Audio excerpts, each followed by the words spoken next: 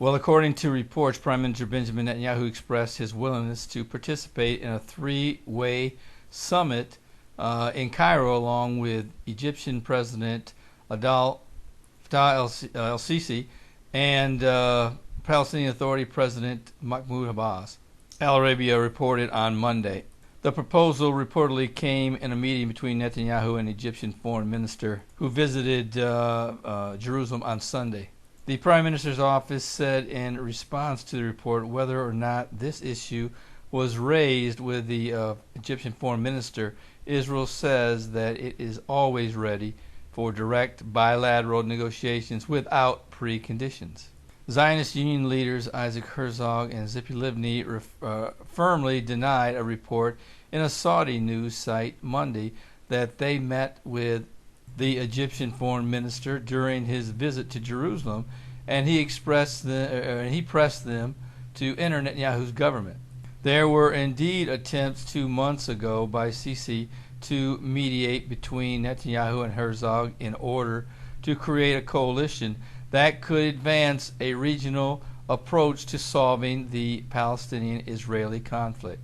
Netanyahu still says in closed conversations that he has not given up his efforts to persuade Herzog to join, and he met Monday with former British Prime Minister Tony Blair, who was involved in the efforts to persuade Herzog to join 2 months ago. And the reason why the Egyptian Foreign Minister wanted Herzog and Livni in Netanyahu's government is because they would be an instrumental part to advance a two-state solution and to stop right-wingers from preventing Netanyahu from making diplomatic progress. Every visit by a foreign minister is welcome, but real steps are needed for real negotiations with the Palestinians, or they will only result in pictures, Livni said. Advancing a peace process requires political courage, and Netanyahu has proven he doesn't have that. Well, frankly, I've always been of the mind that Netanyahu has no desire to have a Palestinian state side by side with Israel. He has enough sense and fortitude to realize that this is nothing more than just an Arab play. The Arab world doesn't need another Arab state. There are plenty of Arab countries out there, or Islamic countries out there, that can absorb the population of the West Bank. But we all know, and anyone with good sense realizes, this is nothing more than just an attempt by the Arab world to get one more strong foothold into Israel's land. And eventually it will become a striking point for the Islamic world.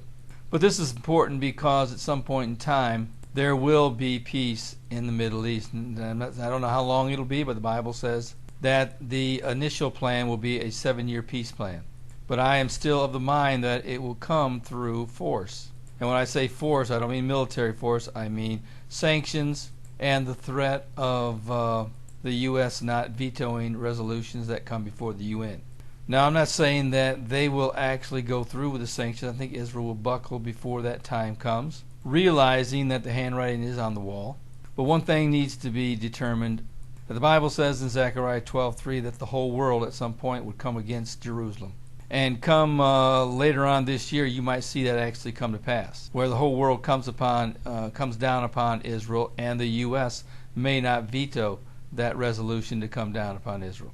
And whether you believe it or not, that's one of Israel's greatest fears. A lot of people I hear talk about, why don't Israel just do their own thing and let the world do its own thing? Well, unfortunately, Israel is intertwined with the world. They want to be in the world government. And when I say the world government, I don't mean a one world government. I mean they want to be a part of the international community. Frankly, they want to have free trade without the threat of sanctions. And believe it or not, Israel is a very big exporter with technology, medical, and there are a number of other things that they are getting their feet into, such as weapons and military technology. So they're fairly intertwined with the world system. And it would be a major blow if they were to be sanctioned or resolutions were to come down upon Israel. They certainly don't want to become another South Africa or another Iran. And worse yet, another North Korea. So ultimately that will keep them in the peace process, and ultimately this peace process will go through. And as I've said many times, I believe there's no question in my mind anyway that if you are a serious Bible prophecy watcher and you really believe that the rapture is about ready to take place, then you have to keep your eyes first and foremost upon what's going on in this peace process. Yeah, there's a lot of prophecy going around out there on YouTube and other channels, or whatever the case may be, websites. And many times I do snicker over a lot of it because the fact it's not really relevant prophecy. And the vast majority of it will never come true, but one thing is for sure that will come true. At the end of this peace process that's going on right now, there will be a peace agreement that will last for 7 years. Or should I say, it will be proposed to last for 7 years. Now, we as Christians will likely never see that come to pass because we'll be raptured beforehand. But make no mistake, this is step one and the most important step of this 7-year tribulation period that is about to come upon the world.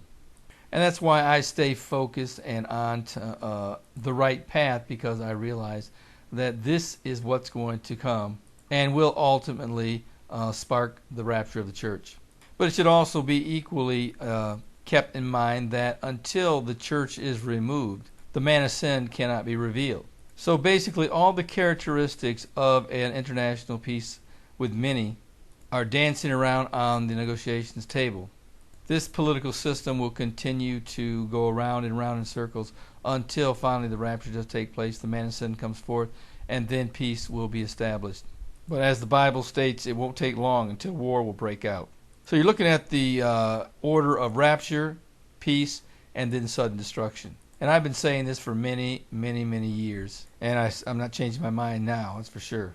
And if you don't know the Lord, you need to make that decision as soon as you possibly can. You know, I can't imagine that somebody could listen to me week after week after week, knowing where we are in Bible prophecy, and continue to not come to the Lord. You know, one day that there will be people who will die, who will end up in hell, who has heard the message. And there'll be those who will have family members who will have given them the gospel of Jesus Christ time and time again, and they will reject it. And in hell, they will be haunted by the thought that they were so close to salvation, but yet they rejected it time and time again. Well, don't let that happen to you. Come to the Lord today, ask Him to save you. And you Christians, you need to get a copy of my Tribulation Period Survival Guide to your lost friends and loved ones as soon as you possibly can. There's a free version and there is a paperback version, whichever you think is best for you and right for you. Get that copy and get it into the hands of your friends and loved ones. They may get saved before the rapture takes place, and hopefully before they die. Well, this is Terry Malone with the Calvary Prophecy Report.